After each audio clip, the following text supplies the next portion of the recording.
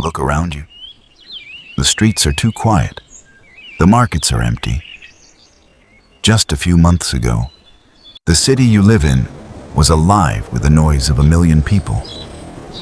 Now, the silence is deafening. You pull your cloak tighter against the chill, but it's not the cold that makes you shiver. It's the smell. That sweet, sickly scent of decay hanging heavy in the air. You are living in the year 1348, and you are standing in the middle of the end of the world. To understand how we got here, you have to rewind. Close your eyes and travel back a few years to the vast, sweeping steppes of Central Asia, right on the edge of the great Chinese Empire. You are a merchant, riding along the Silk Road. The Mongol Empire has made these roads safer than they've been in centuries. You're carrying silk, spices, and stories from Beijing to the west. But you aren't traveling alone. Hidden in the bales of cloth, in the wooden carts, scurrying in the shadows of your camp are the rats. And clinging to their fur are the fleas. You don't know it yet, but you are carrying the apocalypse in your saddlebags. When your traveling companion develops a sudden, raging fever and a painful, apple-sized swelling in his groin, you think it's just a bad illness. But when he dies in 3 days, and then the next merchant falls sick, you realize this is no ordinary sickness. The great mortality has begun. The plague didn't travel by air. It hitched a ride on the very networks that made humanity great. Now, fast forward. You've traveled west, arriving in the breathtaking crossroads of Anatolia, modern-day Turkey. The year is 1347. You are walking through the grand, bustling bazaars. The air is filled with the call to prayer, the smell of roasting meats, and the vibrant colors of trade. But today, the mood is different. Whispers are spreading faster than the wind. The sickness has crossed the borders. Here, in the Islamic world, you see a different reaction. You visit the local physicians. They aren't just praying. They are reading the ancient texts of Galen and Hippocrates. They tell you the air is corrupted.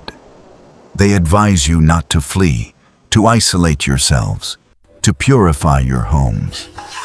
It's a mix of deep faith and early science. They understand contagion centuries before the rest of the world, but it's not enough. From Turkey, the invisible killer sweeps south.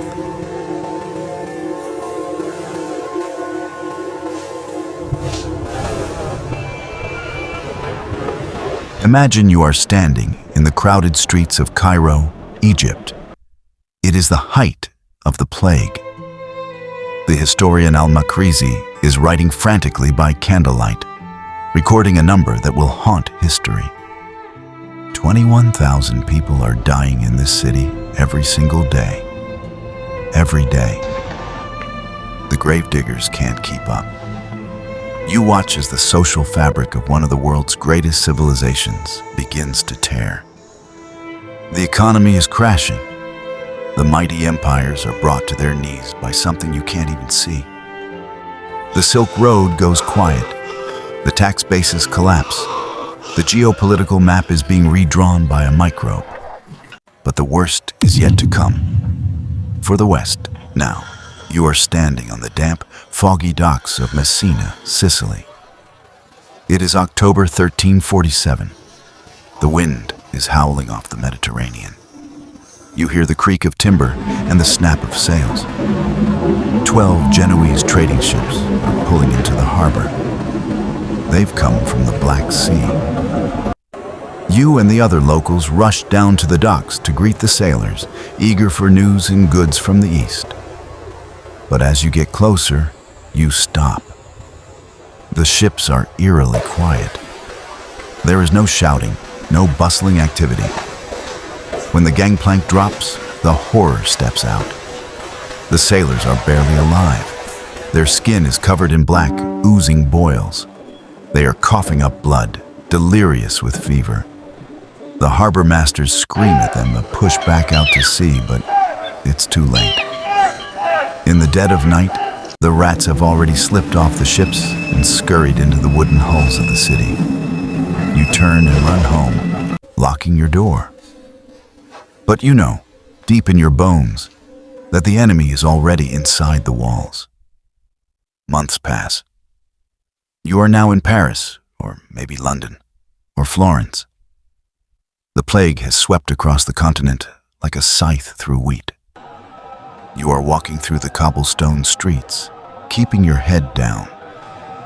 The air is thick with the smoke of purifying fires. People are burning juniper and sweet-smelling herbs, desperate to clean the bad air, the miasma, that they believe is carrying the disease. Suddenly, a figure walks past you.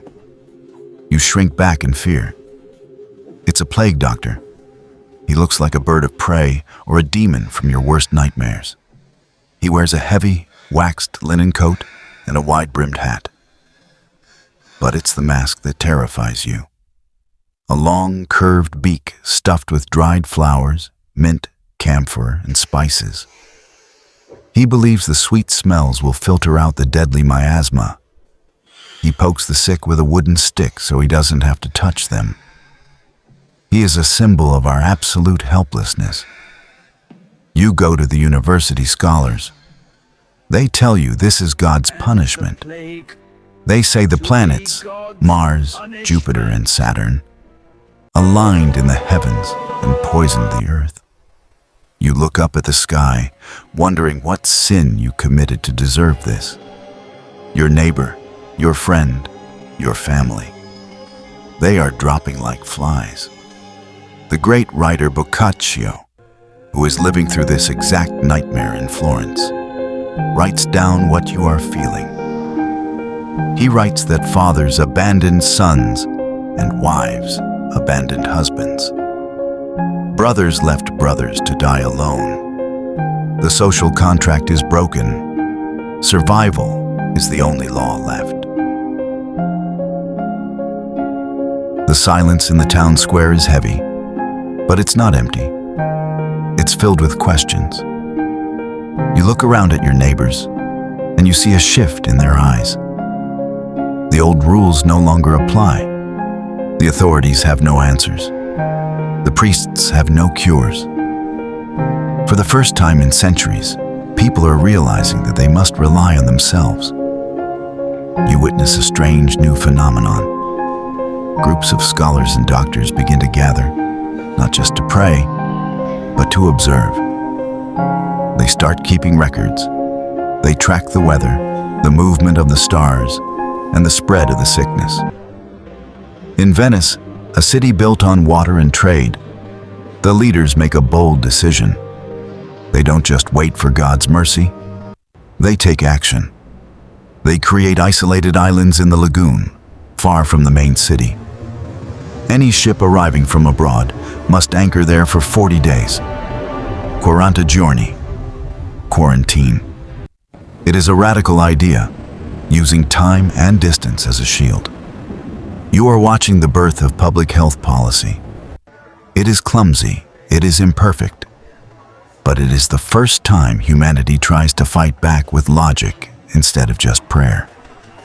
As the years drag on, the fear begins to mix with something else. Opportunity. You walk out to the fields surrounding your village. The land is vast, stretching to the horizon, but the hands to work it are gone. For generations, you were told your place was fixed. You were a peasant, bound to the soil, destined to serve. But today, the Lord Steward approaches you. He doesn't command you. He negotiates with you. He needs your labor more than you need his land. It's a quiet revolution. Your labor is no longer common. It is rare. And in a world stripped bare, being rare means you hold the power. You can ask for better pay. You can choose where you work. The invisible chains that held society together for 1,000 years are simply snapping. You walk into the city, and the atmosphere is electric. The old workshops are empty, but the ones that remain are buzzing with a frantic, creative energy. Gold flows through the streets, inherited by the few who survived. But instead of just hoarding it, people are spending it on beauty. You step into an artist's studio. The light is different here. The painter isn't just painting flat, perfect saints anymore. He is looking at you. He sees the lines on your face, the grief in your eyes, the reality of survival. He captures it on canvas. This isn't just art, it's an awakening. People realize life is fragile and short, so it must be beautiful. This is the spark of the Renaissance. It's happening right in front of your eyes, born from the realization that we need to celebrate the human experience. You are standing in the eye of the storm, but the storm has changed you. You are no longer just surviving, you are evolving. The old world faded because it was rigid. The new world is being born because it is adaptable. Look at your hands. They are the same hands that worked the soil yesterday. But today, they hold the future. The plague took everything, but it left you with the most powerful thing of all: choice. We are the descendants of that choice, the ones who turned tragedy into transformation. Remember this feeling, because every time the world breaks, it's not ending. It's making room for something new. Thank you for walking this path with me. If you felt the shift in the air, let me know in comments. Subscribe and join me next time to uncover the shadows of history.